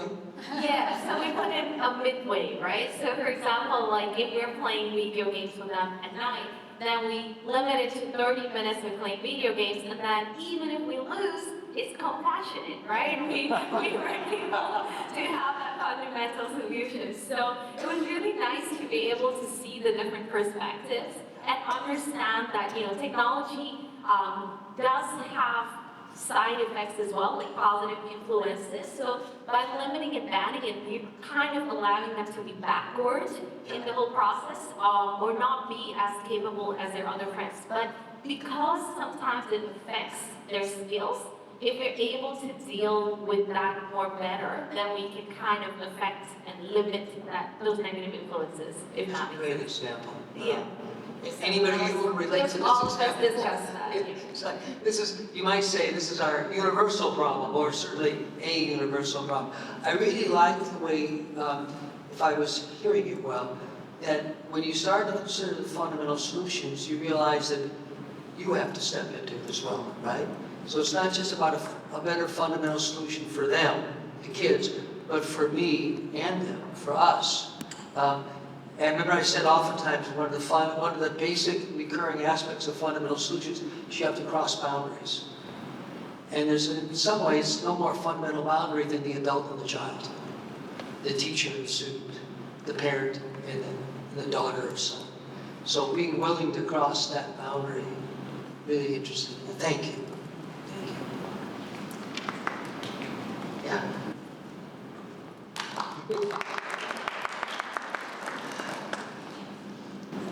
Maybe time for one more? That was so interesting.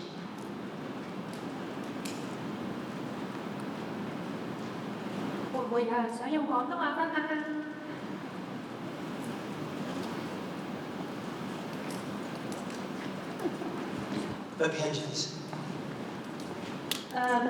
Actually, our group is, the combination is very diverse, okay? We have educators, you know, we know about, you know, primary school, secondary school, and also university, all right? And so, I mean, the problems, symptom that we discussed is about mental emotional problem or self-harm problem of the students or of the people, all right?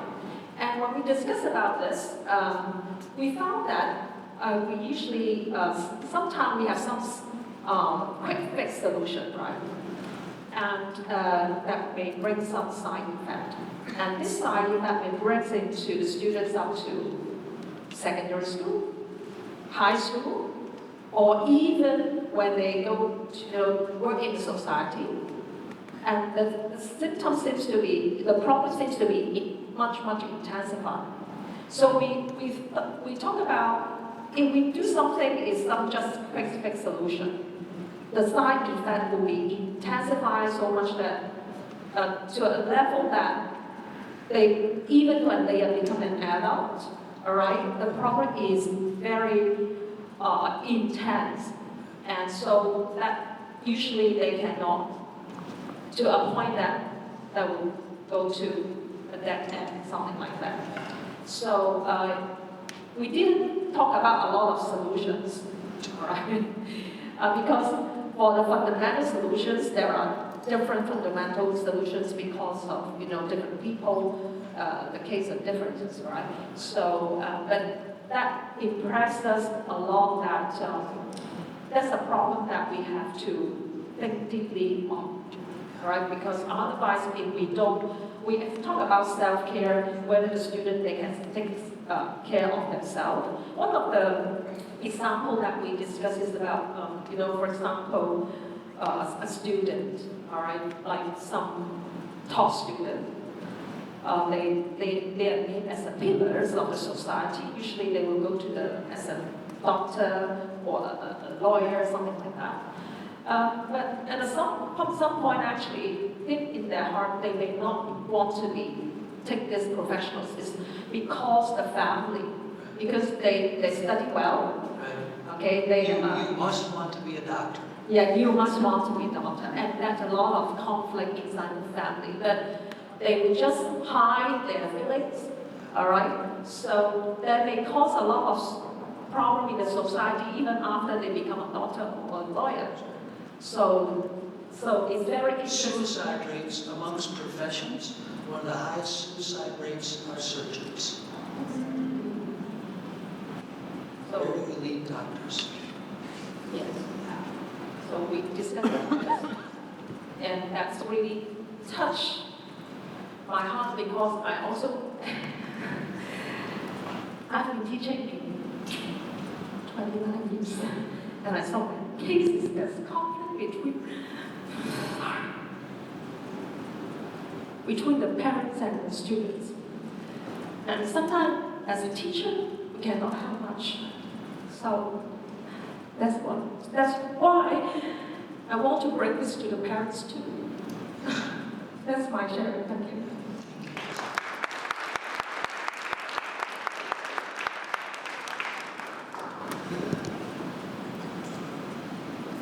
Well, you kind of all know why we talk about Schattenberg. And just to be a little bit more kind of reflective on the whole, it's a very simple underlying structure. It recurs again and again. Think of how much we encounter those kind of problems, and notice how different the two examples were. So it starts to become a bit of a common language. And it's one way to think about the system's tools. They start to become a language, so you say, well, that's all really interesting. Is this kind of symptomatic solution? Are we really dealing with the deeper sources of the problem? Just that question. I mean, you were saying something near the end that I just want to underscore. This is not about finding the fundamental solution.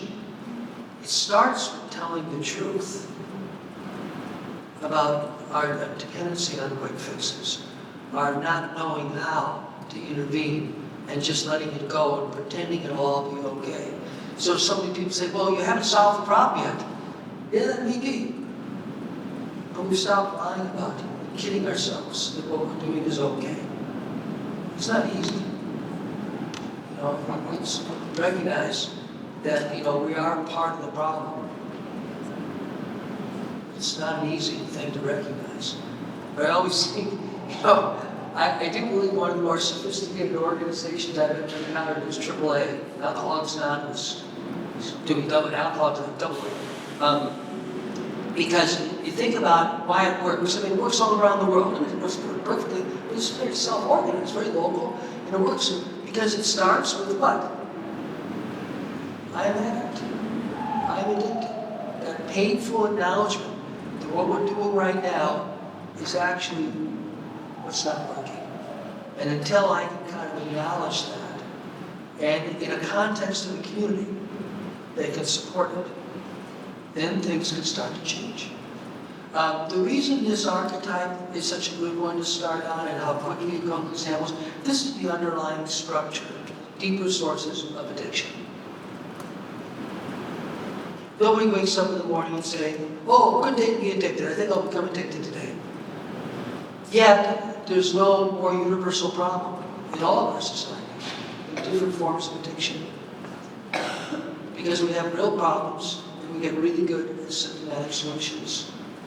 And then we become more and more dependent on those symptomatic solutions. That gives the structural or systemic characterization of addiction. As societies, when we lose the capacity to just be truthful about what's going on, we predispose ourselves, not just individually, but collectively, to addictive behavior. I was reading it yesterday, I don't know if this is happening in Hong Kong, but it was about 40 years ago, and states in America all started to have lotteries, state lottery. What's the problem symptom? Well, the government needs more money. What's the quick fix? Implement a lottery. And notice how the addictive spiral keeps growing. Today it's betting. Literally, you can watch a TV event, I don't know if this is true in Hong Kong, but it may be, and you can bet on what's going to happen in the next 5 minutes. Literally. Will the player make the shot or not make the shot? Huge amounts of money are being made by allowing our whole society to become more and more addicted. And it's just like, well, that's the way it is. There was a story today I was reading about college athletes in college, who of course aren't professionals, they're not paid, but you can bet on their games. And the death threats, the athletes get death threats, texts, because they missed a shot where they made a mistake and somebody lost the bet. So until we can start to be honest and support one another, again, tell the truth, and support one another. Until we can do that, notice the slippery slope we get on. Jane? Yes, as you're talking there, one of the things that have come out of the last few days, which is occurring to me now as another shift in the burden, is that where I think that the idea of technology addiction. A lot of our youth are talking about, well, why do I become addicted? And a lot of it is around the fact that they don't really know how to manage their emotions. Why don't they know how to manage their emotions? Because often we don't know how to manage our emotions. It's really tricky. And why is it tricky? Because we spend so much of our time being told, put away your emotions. Let's focus on the intellect, cold logic. This is where the understanding comes from. But it doesn't. The understanding comes from when the head and the heart and the whole system come together. And because of that emphasis, we really don't learn about our emotions to recognize that they're information, where they come from. We don't understand what they're telling us, and we're not able to respond in a way that's appropriate or useful. We get captured by them. We get hijacked by them because we spend so much time on the intellect and so little time on the emotions that they're still stumbling around as little toddlers or rebellious teenagers, just ready to capture us. And then when they become overwhelming, yes, you numb down with technology, take yourself away. Or you're captured by it in terms of, I've got to stay in the group because otherwise I'll be excluded. And so I think that really became a shift in the burden. Much of what plays out in schools or in our relationships comes from that capacity to not be able to regulate or work with, in partnership with our emotions, to really work with our inner landscape so we can show up in ways that we can hold that feeling, we can stay grounded when things get complicated, when they get chaotic, and we can recognize that and work with those moments. And so in ignoring that symptom, push them away, hide the emotions, they just get pushed down into a pressure cooker to come and burst out at the times, bringing that symptom straight back. And the more fundamental solution to really be able to work with them deeply, to recognize ourselves as human beings who have them for good reason, is why we've survived so long as a species. So let's use that information to work together with our understanding, and in so building the relationships in ways that are really meaningful. And so that struck me as a real other example that had come out in the past few days, shifting the burden playing out, not just in classrooms, but in our families, in our organisations, in our world. It's time to really come back and begin to work with that inner system in a way that's whole and complete. You might start to recognize some very old themes and ones that are, of course, very deep in traditional Chinese wisdom. We don't tend to growing as human beings. Nothing else really matters. In the end, the cultivation of the person is where it always starts. And then the family, and then the school, and then you work your way up, but you don't start up there. Right? So we have only a few more minutes. We wanted to close in a couple of ways. Just want to talk a little bit about next steps. I'll just say personally, this has been a really exciting visit. You can kind of imagine as we spread out over 200, there are about 250 people in this room. Like yourselves, very dedicated people, all kind of really starting to learn the tools, the methods, the language, obviously with the support of Catalyst as an organizing group, and then a lot of other people in this room who helped organizing. This is not the end, it's kind of an interesting new step. So we just want to share for a few minutes different ways of moving forward, next steps, and then we'll do a little closing all together. Jim. Yes, I thought it might be useful to share some of the ways this has started to grow and emerge in our own compassionate systems community. So yes, it often begins with a workshop where it might be an individual teacher or principal goes away and begins to work with the tools in their place. Hopefully in a group, we always encourage people to come in groups for good reason, because it's that support for ongoing practice that really helps. But it's much wider than that. I mean, we've travelled from multiple places around because this work is happening everywhere. And the real excitement is how we begin to connect across and learn from one another. So growing communities as a network here in one town, one city, one country, one school. Beyond to other countries, there's a whole Asia Pacific network. In Japan, we've had a whole group from Japan join us for this whole week. In Thailand, in Australia, we've got a workshop happening in Australia in November, which again, we're making hybrid because we know that there's many people in the region might not be able to fly there, or might not want to fly there because of the whole carbon footprint. But they can, technology can support with that, be present in that space. We've been doing a lot of work with schools in the whole of the US and British Columbia. And a lot of our site development work has been happening there, not just with schools and with teachers, but student ambassador groups around the world. And it's fun when you bring those together. We've got a whole youth council now that's grown from these students that were working with us over time. And so they're really informing us in terms of thinking how we need to move forward. They are not a group that we run, they are a group that runs us, that helps us really think about ways things should be in the world. And some of the fun projects I was thinking, I'm going to Jakarta next week to go back to a school we've been working with there. We have a very strong student ambassador group who connected with one in Denmark and another one in California because they wanted to look at issues like plastic pollution, which is a big issue in Indonesia.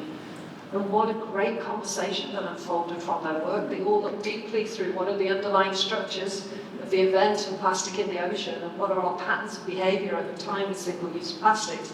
But the interesting thing came out in that the students in Denmark haven't realised that they thought they were recycling all their plastic. But the stuff that can't be recycled gets shoved in a container and shipped around the world and dumped somewhere else for someone else to take care of. And so recognising it's their waste that they thought they'd recycle that's ending up in the ocean down here, just that conversation across the groups, the perspective that that brings is really good. We also have a global community. Those who joined our workshop last week are all now part of our global community. We have these global community calls because we know stories and practice are really helpful. And so This again is another useful way of thinking moving forward. What are your stories that you can support one another with? It's a simple process. People or practitioners anywhere in the world come in and they share something that they've done with a tool or in their school or in their organisation. And everybody learns about it, but then have a conversation globally to network with others. Not just about the tool that's been shared, but also about the other things that are happening in their work, because they have a commonality of wanting to bring this work together. So it's creating those opportunities for dialogue, isn't it, really, and thinking about that moving forward. So much possibility. And there'll be lots of things happening in Hong Kong. Yeah, so we do realize that, and this morning, as Peter said, is a muse bush. Giving people yearning for more. I think there is a lot of curiosity, a puzzle of still not knowing what is compassionate systems. So what exactly does it mean to be? Unfortunately, there's no easy answer to it. I'm still in this journey of trying to explain what is compassionate systems and hope that we could, in this community, not just in this very first encounter that we have, but an ongoing learning community that we could explore this together. There's a ton of information that we can share, and we are happy to answer. But the intent of growing that local community is strong. After the 3 days workshop, people have been eager to ask what's next, and I'm sure you all are. And to be very honest, that energy, how do we best hold that energy of working together? No easy answers to it, but just want to assure you that we are eager to explore with you on that. And if you could share with us in our feedback survey, what about this seems to resonate so that we could help support the diving deeper on these explorations, and most importantly, building those practices. It's not just about compassionate systems practices, and so there's COSPET practices, there's SEL practices, they are all interconnected. How can we share what we are doing, what's working well to one another? So that's something that we are continuing to think about, and something that we are eager for you all to join us in brainstorming. From our standpoint, the two things that are very exciting here in Hong Kong is, one, there's really getting to be a really wonderful practitioner community. We've been doing this work for many years. And our aim for this session was to expand it across boundaries, because right now, 90% of the people are in schools, which is really wonderful. But we all know it takes a village to raise a kid, right? And it's the school in the context of the communities. A lot of the organizations that you're part of are really important partners, potentially, for schools. And then secondly, it takes organizing, it takes community building. So Catalyst has been a wonderful partner and just being a convener and bringing people together. So, I think we're mindful of time. We want to end at 12:30. Maybe just do a real quick kind of closing. I have a simple idea, I hope it'll work. We'll just go around and did everybody stand up? If we were in a circle, maybe we can make a circle. We're sort of facing each other. Come just a little closer so we can see everybody. Let's follow. And we'll just pass the mic around. And one word each.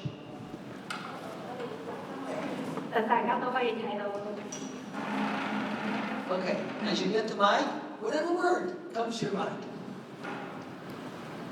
所以就係我哋會遞咪，然後用一個字 ，so a word to one word. Okay, one word to express what's. Here we go. 2 words. Gratitude. Gratitude. Was it the best morning? Halfway through the journey. Courage. Inspiring and insightful. 无战性 Hopeful.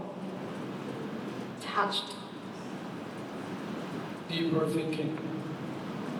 Connection. Earthbound. Stay connected. Grateful. Thankful. Mindful. Excited. Reflecting. Anderson. Aspiration. Like-minded people. Refreshed. Reflective. Lunch. Peter. Like-minded. Rejuvenated. Faith. Rewarding. Optimistic. Anticipating. Together. Happy. Ladybird. Connection. Where possible. Love ourselves. Meaning. Effort. Connected. Take one step forward. Mind space. Sincerity. Full. Connectedness. Togetherness. Encouraged. Patience. Wood. Meaningful. Mothership. Passionate. Moving forward. Thank you all. Wisdom. Inspiring. Recharged. Reflective. Recharged. Nice. Meaningful. Compassionate. Awareness. Becoming. Self-reflection. Meaningful. Journey. Solidarity. Welcoming. Co-creating. Choice. Empathy. For me, relationship. Becoming. I'm going to add one. Efficient. We got all our way around the circle in about 4.5 minutes. Good work. Thank you all for taking the time.